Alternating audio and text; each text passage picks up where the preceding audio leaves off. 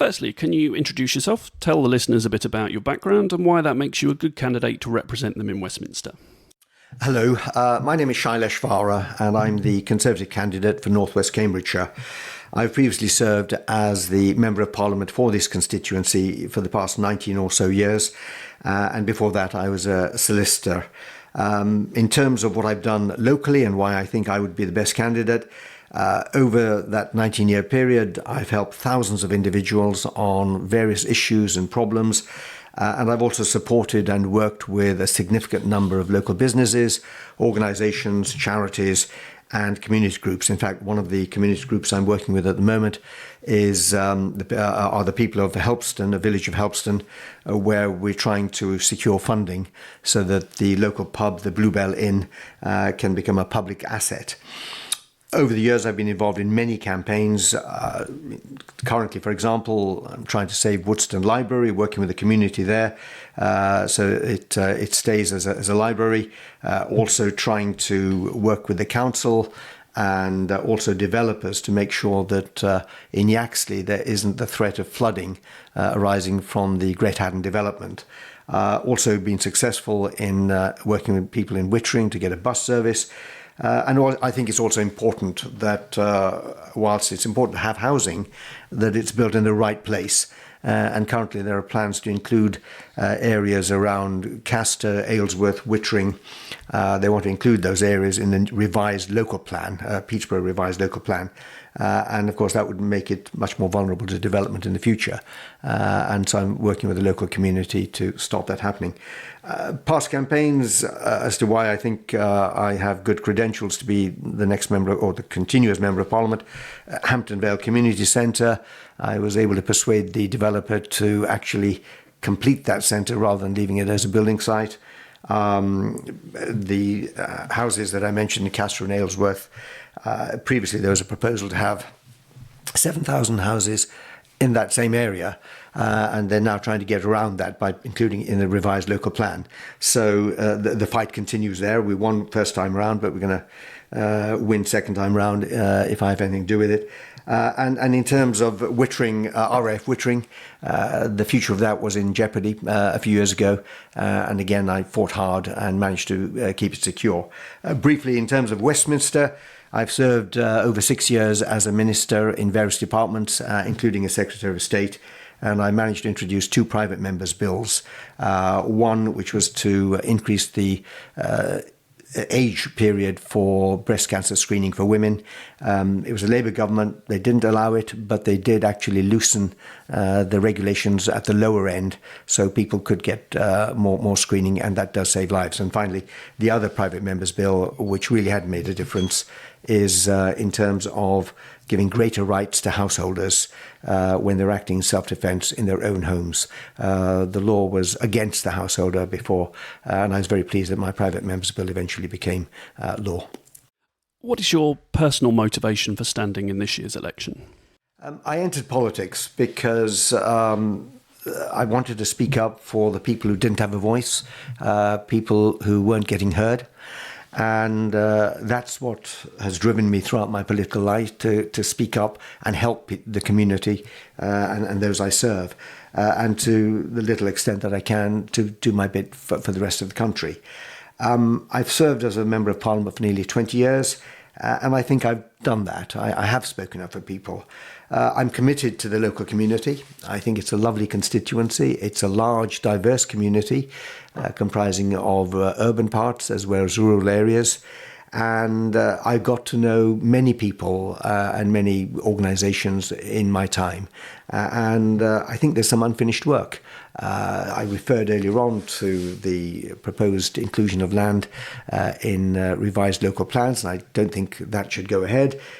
There's areas such as, keeping Woodston Library open, fighting the battle for the Yaxley community, but there are so many other campaigns and individuals who need my help, and I enjoy doing the work, and that's why I'd like to continue.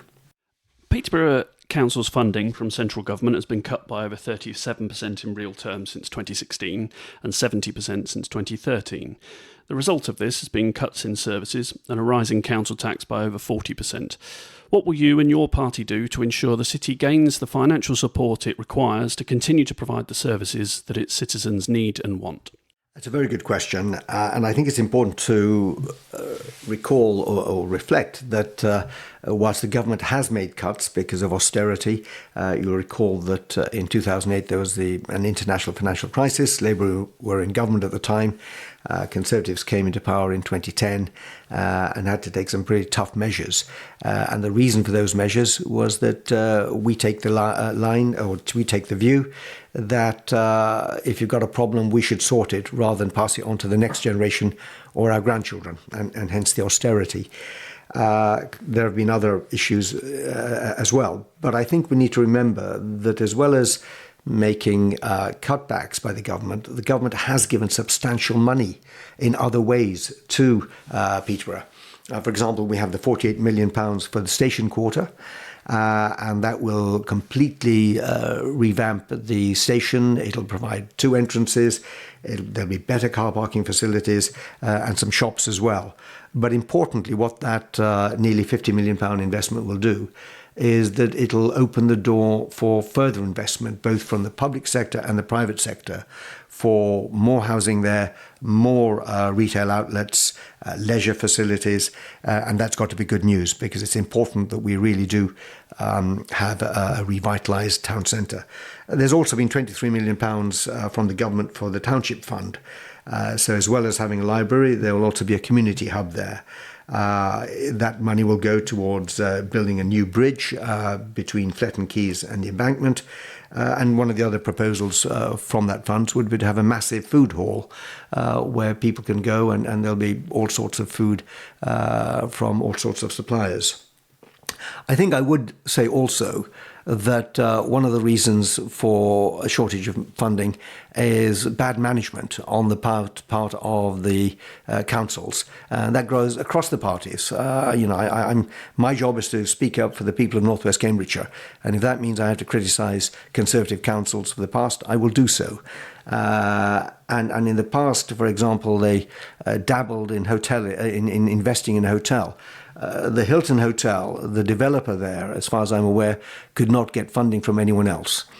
So in steps the local council and says, here's £15 million. That £15 million wasn't properly secured on all the land that was occupied. Some of the land had flats built on them. Those flats were built, and the developer then disappeared. The developer disappeared also where the hotel is. But basically, the developer went under, and that was £15 million put in jeopardy. Now, what you subsequently had is that the council did have somebody coming forward. They were prepared to give the council £12 million to start off with, and another £3 million afterwards to make the council get back its money. Instead of taking the money, what have the present Labour council done? They've decided that they're going to run the hotel themselves, and they're going to invest another 14 million. So they've already jeopardised 15 million, and now they're going to jeopardise another 14 million and try and make it a going concern. Let's be clear, we're electing our councillors to run the council, not to run five-star hotels. They don't have the qualifications to do that.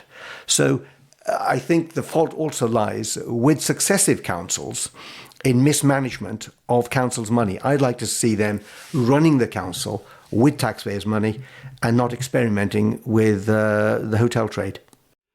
It's been said that Peterborough is an NHS dental desert, with people having to travel 50 miles to find one. There are also constant complaints about the difficulties of getting an appointment at the city's GPs, with appointments having gone by 8:01. What will you do to see a rapid improvement to this situation? This is a serious issue, and I've had lots of emails from constituents. What the government has proposed is that there should be a payment of up to £20,000 to encourage dentists to do NHS practices in underserved areas, but also as a more long-term issue, The government proposed, just before the general election was announced, they proposed that newly qualified dentists should spend some of their time in NHS practices. I think that's very good, because it's not just the cost of a dental course is not just what the fees are that the student pays. It costs the taxpayer substantial sums of money because of all the equipment, the training that is required. It's not just like sitting in for example, a history course where you just sit in a lecture hall and take down notes. To become a dentist requires a whole lot more technical stuff. So I think that's a good idea, that students ought to pay back the taxpayer by doing some NHS service.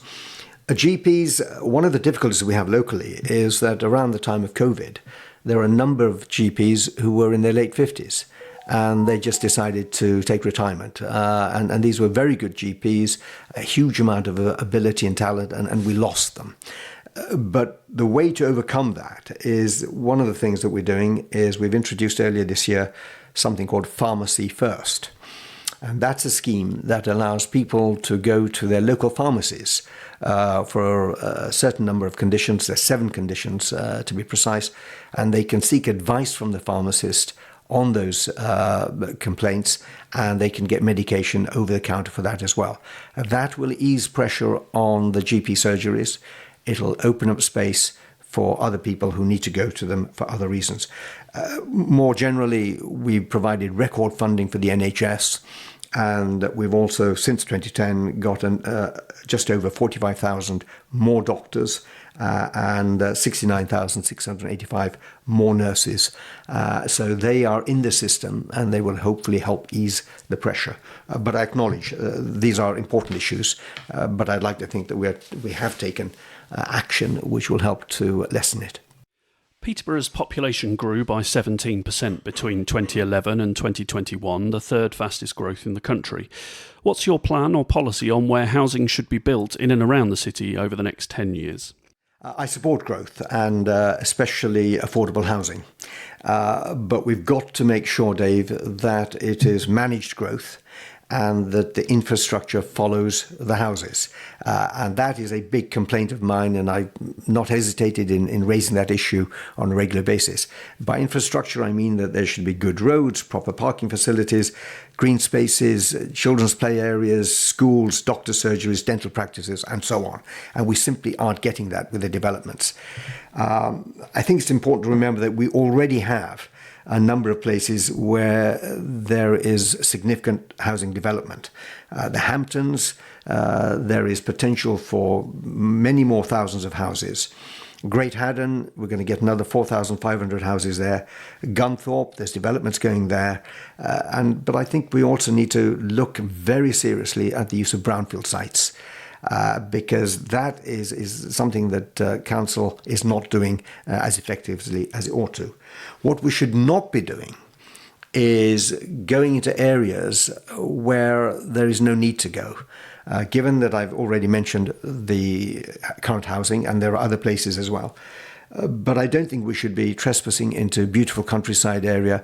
We should not be building in urban green spaces, which is areas enjoyed by the local community.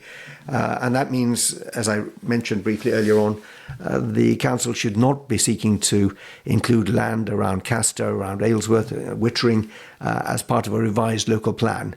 There's no need for it. And also, let's be clear, there is a particular rural attraction for people who want to live in rural environments.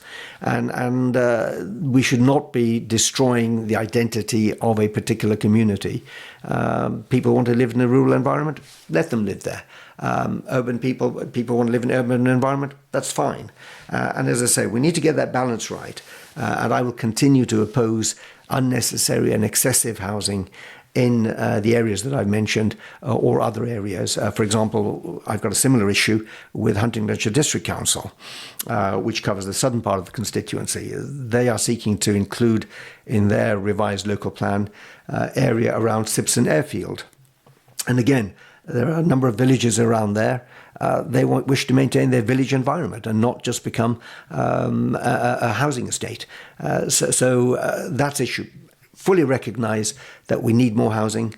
but that housing should be matched with proper infrastructure, and that housing should be in the right places, and it's important that we do that correctly.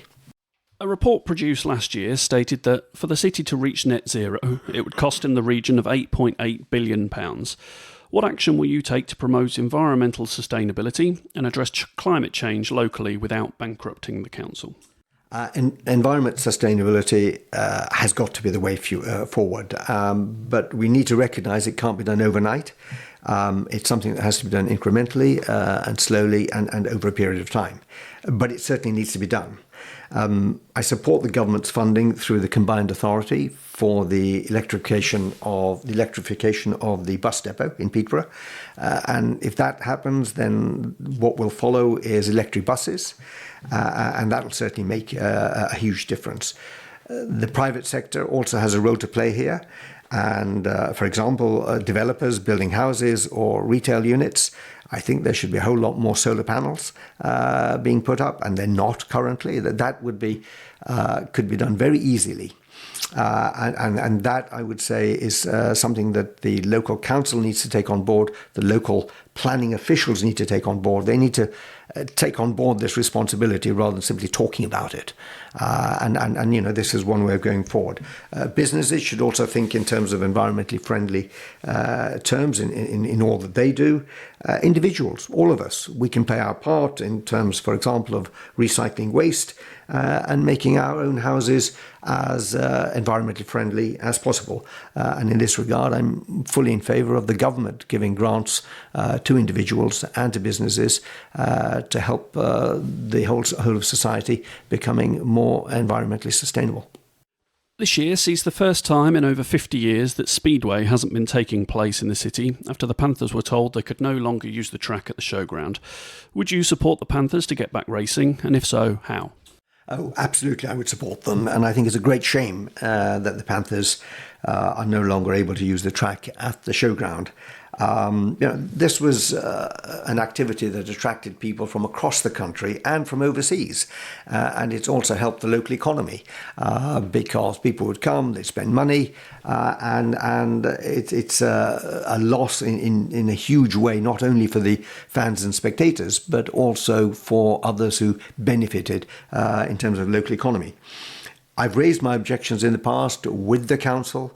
I've also raised it with the developers of the showground.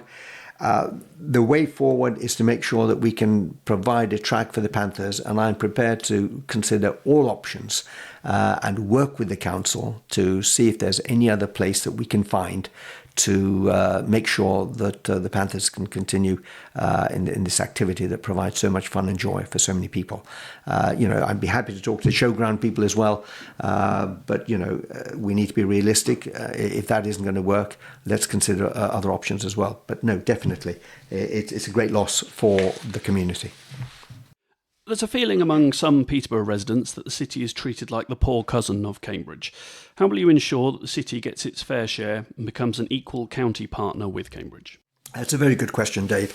And I think what's important is that if I'm elected, I would continue to press central government to give us our fair share of funds and support in making sure that we become a thriving and vibrant city.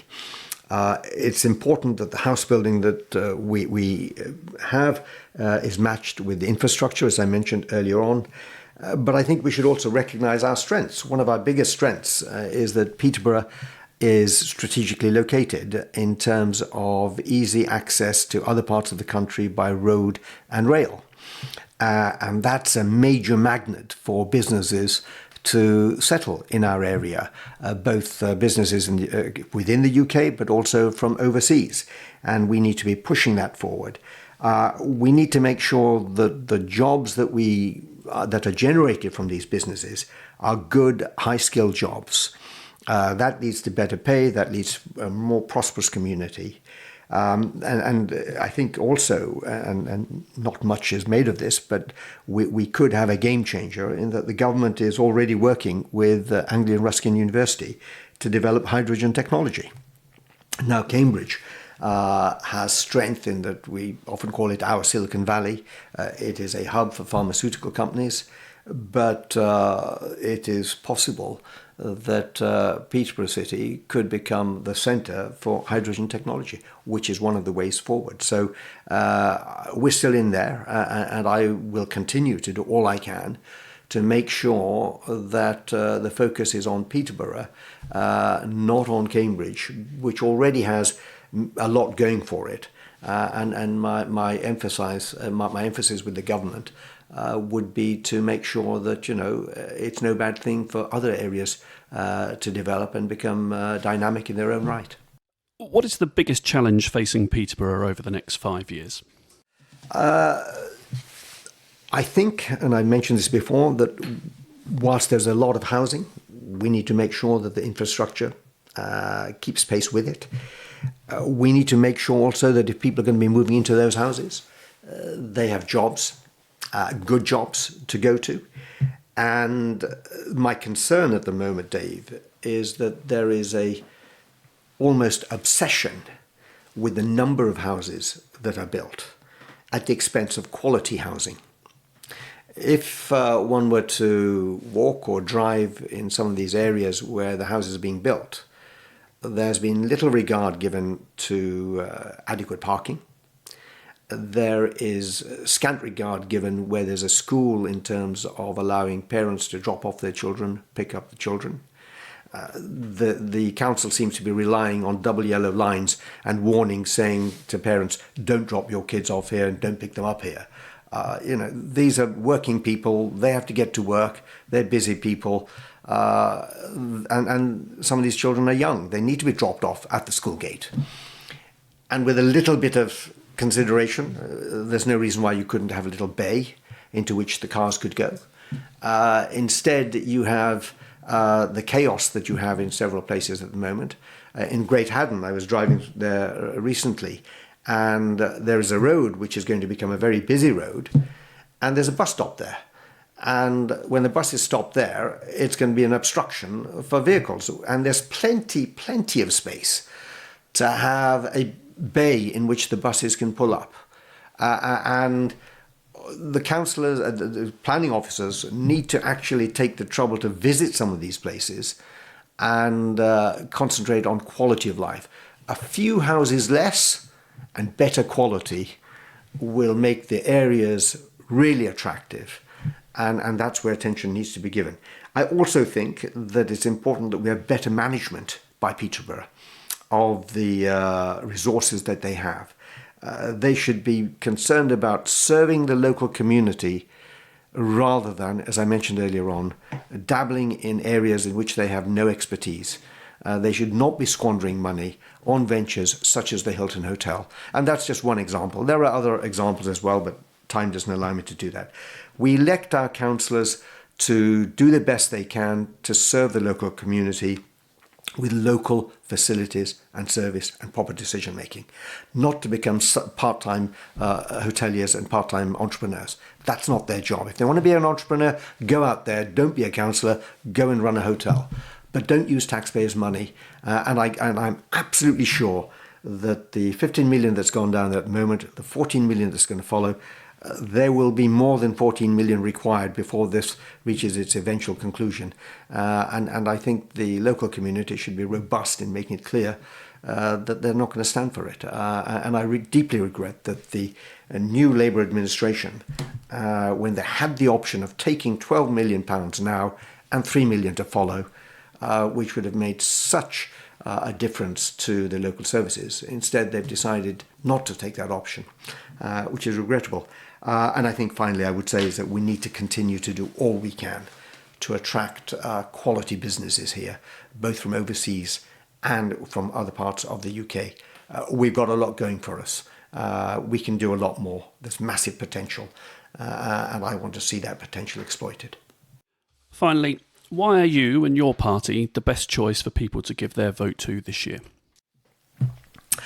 I'm asking people to vote for me on 4th July because I believe that I have a proven track record of experience and delivery. As I mentioned at the outset, I've already helped many thousands of local people on various issues, various problems, and also supported and worked with a significant number of businesses, organisations, charities, and community groups.